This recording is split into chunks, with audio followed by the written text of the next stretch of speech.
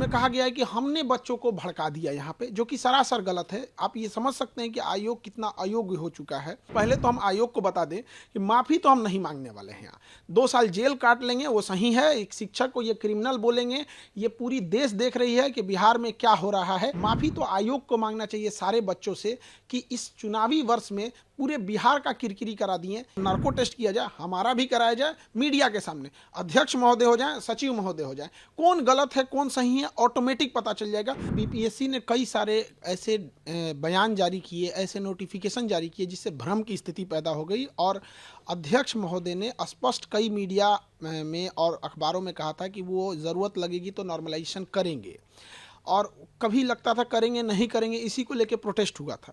तो उन्होंने हमारे 5 सेंटरों को इसे नोटिस भेज दिए।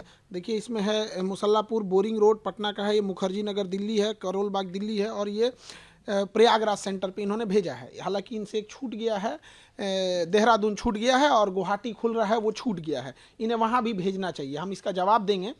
और इसमें कहा गया है कि हमने बच्चों को भड़का दिया यहाँ पे, जो कि सरासर गलत है। आप ये समझ सकते हैं कि आयोग कितना अयोग्य हो चुका है।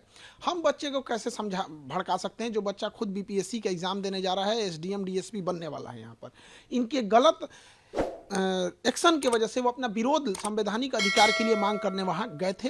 और एक शिक्षक की नैतिक जिम्मेदारी होने के नाते बच्चों के साथ जब भी अहित होगा तो उनके लड़ने के लिए उनके गार्जियन तो आएंगे नहीं, बच्चे गांव से आए हैं, वो मिडिल क्लास के बच्चे हैं, उनके पास इतना संसाधन भी नहीं है। तो हम उनको एक सही ढंग से एक जो तरीका है गर्दनी बाग जो बिहार सरकार ने धरना स्थल के लिए दिया है, वहाँ जाके हम प्रोटेस्ट कर रहे थे।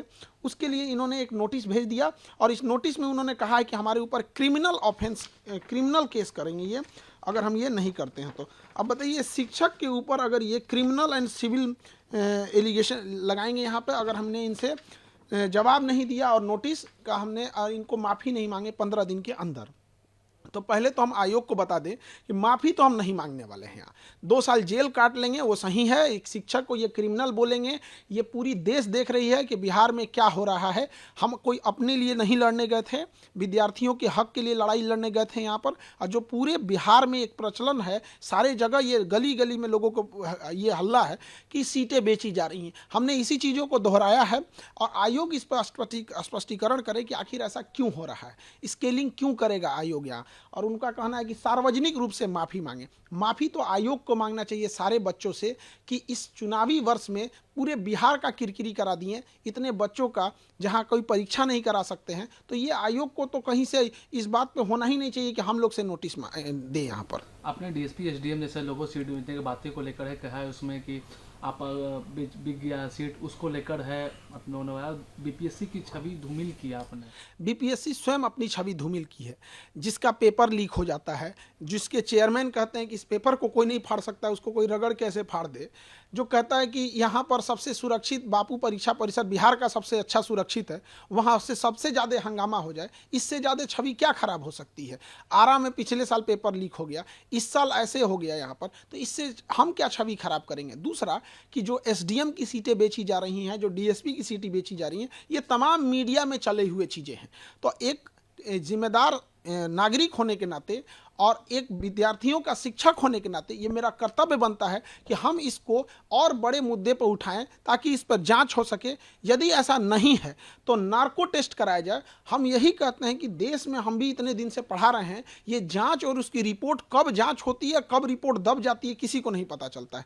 पूरी मीडिया के सामने नार्को टेस्ट कराया जाए, उसकी दवा भी हम दे देंगे सोडियम पेंटोथेल, वो नार्को टेस्ट किया जाए, हमारा भी कराया जाए मीडिया के सामने, अध्यक्ष महोदय हो जाए, सचिव महोदय हो जाए, कौन गलत है कौन सही है ऑटोमेटिक पता चल जाएगा। हम माफी नहीं मांगेंगे तो नहीं मांगेंगे, मर जाना कबूल है, जेल जाना कबूल है। बच्चों के लिए लड़े थे, उनके लिए माफी नहीं मांगेंगे, क्योंकि हम अगर माफी मांग ले तो खान सर नहीं झुकेंगे, वो बच्चों का स्वाभिमान झुक जाएगा जो लड़कर अपना अधिकार मांगे थे। फिर कोई बच्चा लड़ने के लिए नहीं जाएगा। रही बात बच्चों के री एग्जाम की, अगर आयोग बच्चों के हित को ध्यान रखते हुए री एग्जाम कंडक्ट करा देता है, दोबारा बोलते हैं री एग्जाम बीपीएससी कंडक्ट करा लेता है, तो उसके लिए बीपीएससी जो कहेगा वो हम कर लेंगे। बच्चों के हित में ध्यान रखते के लिए जो सजा है वो हम कबूल कर लेंगे, चाहे आयोग कुछ भी कहे, लेकिन ऐसे तो माफी नहीं मांगेंगे।